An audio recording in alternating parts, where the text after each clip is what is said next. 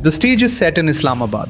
High-stakes talks between the United States and Iran are finally underway. A fragile ceasefire in the background, tensions still simmering, and leading the American delegation, JD Vance.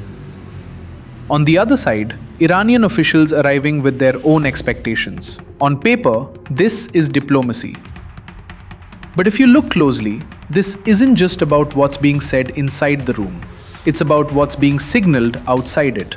Because one man, more than anyone else, seems to be controlling the frame. Asim Munir.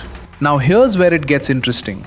When Munir receives the Iranian delegation, he's seen in ceremonial combat attire. But when he meets the American side, led by JD Vance, he's in a formal suit. At first glance, it may seem like a minor detail. But in diplomacy, optics are rarely accidental. Because what this appears to signal is two different postures at once. To the United States, a composed, diplomatic, state-facing Pakistan. To Iran, a country that understands the language of military pressure and isn't distant from it. One setting, one host, but two very different visual messages. And that's where this stops being about clothing and starts becoming about strategy. But there's a deeper layer here. Look at who's front and center. Not the Prime Minister, not the Foreign Minister.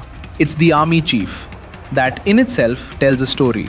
Because in Pakistan's history, moments like this often point to a familiar pattern, where the military isn't just a stakeholder, but the center of gravity. It echoes phases seen during leaders like Pervez Musharraf, when the line between civilian government and military authority blurred. And today, in the middle of a global geopolitical crisis, Pakistan seems to be doing something very deliberate, positioning itself not just as a host, but as a power broker, balancing between Washington and Tehran, projecting diplomacy on one side and strategic strength on the other. So what looks like a small visual detail is actually a window into something much bigger.